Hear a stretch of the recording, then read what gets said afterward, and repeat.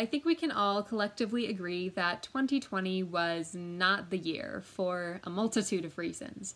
When this past summer had first begun, I was irked and disheartened by the fact that my bucket list would come nowhere near completion. And in hindsight, this seems kind of like a stupid worry to have. I mean, I should have been grateful to even have some semblance of a normal summer. But nonetheless, I bemoaned the idea of staying inside all day, every day, and seeing my friends less than half as much as typical. But then I had an idea, and this is where the real story begins.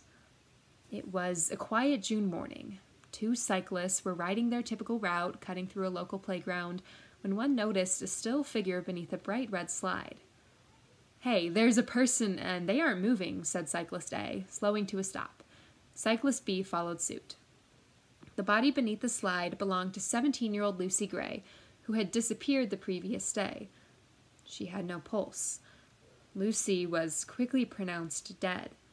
Rope indentations around her neck suggested strangulation as the cause of death, but no rope was nearby. Combined with her unprovoked disappearance, police concluded that Lucy's death was no accident. She was murdered. Now, the fate of Lucy Gray is shocking, disturbing, and tragic. It is also completely fictional. Nobody had expected the summer of 2020 to pass by in a blur of mask accessorization and routine temperature checks.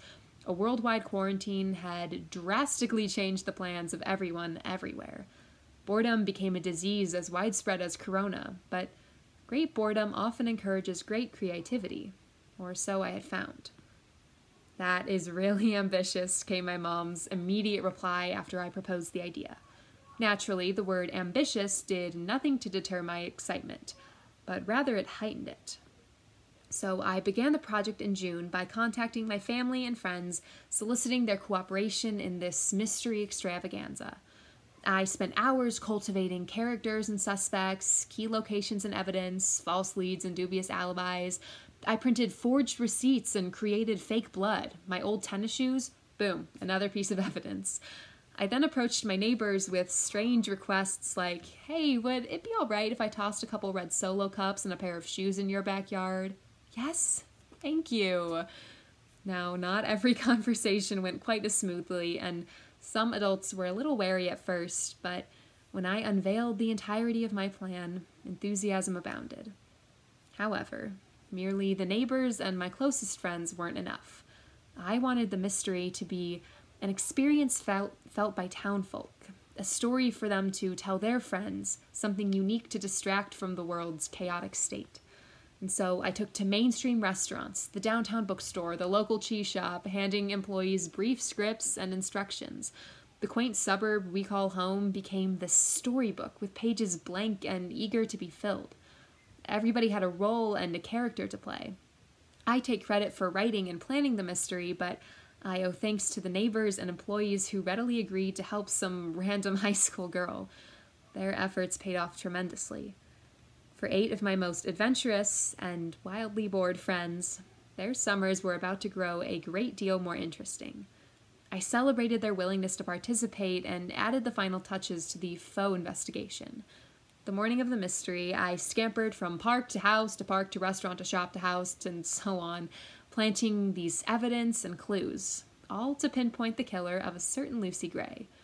One of my friends arrived with this pad of paper in her hand, another brought gloves, another had reusable bags to hold evidence, and one even carried a folder to track important documents. Everybody was ready.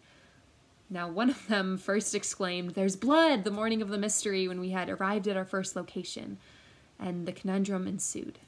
Playgrounds were scoured, suspects interviewed, riddles pondered over, and as quickly as the day arrived, it ended. At last, all fingers were pointed at my older cousin, who passionately took on the role of perpetrator.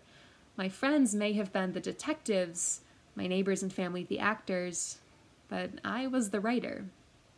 Not all imaginative ideas result in epic fantasy trilogies or suave new iPhones.